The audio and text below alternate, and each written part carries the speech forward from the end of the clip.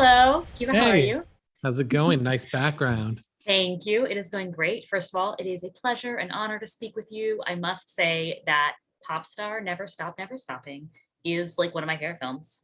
And That is was very there nice of you. Thank you. was Proceed. was Continue there whatever a nice thing you're saying. was there a reference to it, an homage to it in Rescue Rangers, or am I crazy? Because there's a part where I was going to be like, I'm a karate kid. When Dale is singing, he's like, I like to kick it. And I was like, excuse me? Oh, I'm trying now to remember. I'm so embarrassed because I've put so many references to so many things. And I have to think there's one, but I don't think that is one. Well, But I like maybe that. maybe But it's I don't just want the to ruin your good. lyrics. I'm hesitant to And ruin your good time. well, you know what? I'm gonna still believe it. I'm gonna believe it was subconscious. It was so amazing. You had to just, I'll tell you slip another through one the that only cracks. one person has told me so Oh, what far. is it? But I don't know. Are you? But you maybe weren't. Were you a Palm Springs fan? Did you see Palm Springs? I did.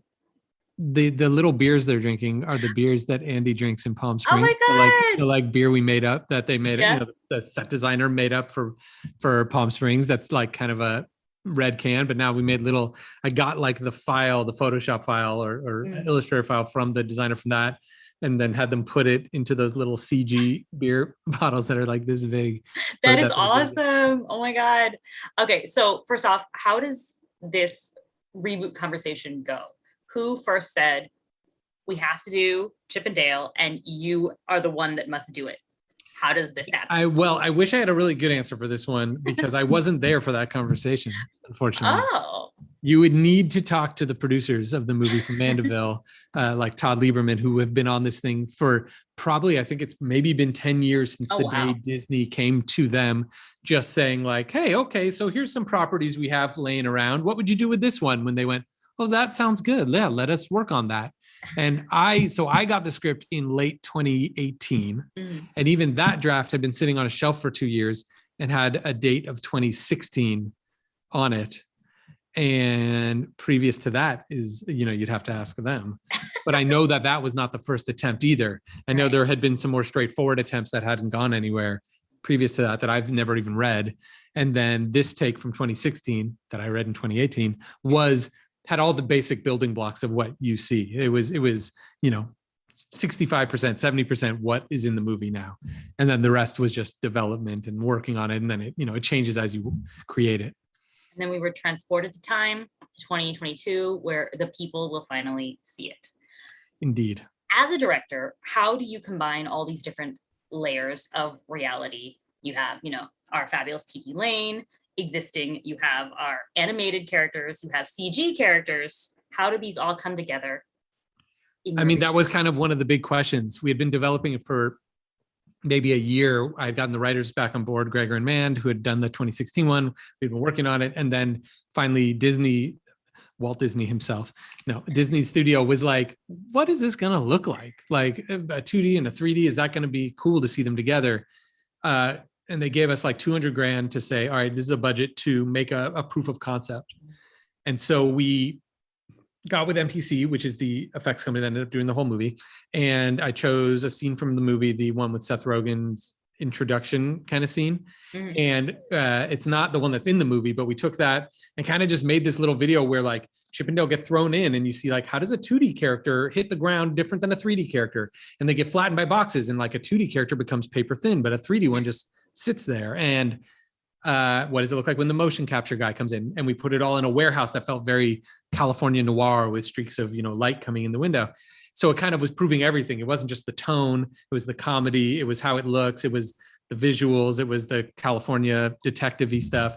And I got Andy and Mulaney and Seth Rogen as a favor to just do the voices even in that little thing. Oh, nice. And so that was kind of the proof of concept, as they say, to so that we could all kind of see how it would feel together. And that's kind of what got the movie over the hump to be greenlit.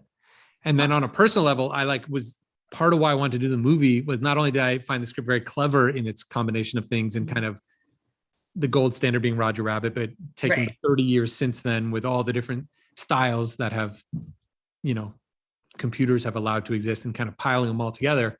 I just kind of wanted to learn, right? Because it was like I'd learned how to make an animated movie and how to make a live action movie, and the combo, which is kind of every big movie now is a combo. Right.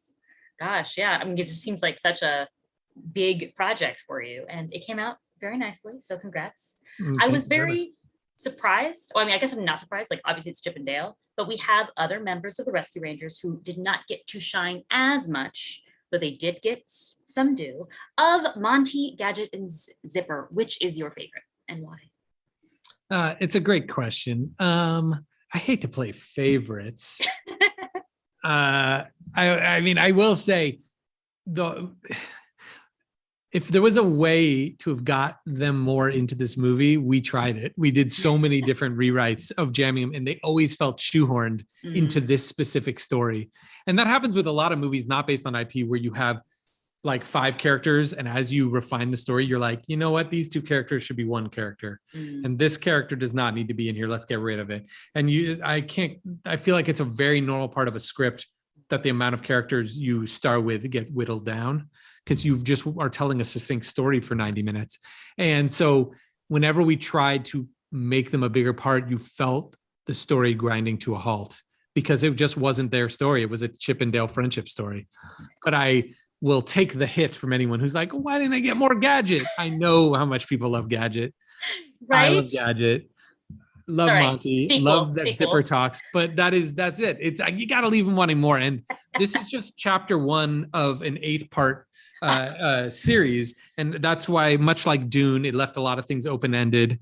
And so I feel like that's really what that was all about. You have to look at this as just chapter 1. Obviously, Dune and Chip and Dale. Chapter 3 is just the book of Gadget. And it's just like, it's just her. I can't wait for that one. Yeah. Thank you so much. Yeah. This was so much fun. You did a great job. You should do Pop Star too. Okay. Thank you. Goodbye.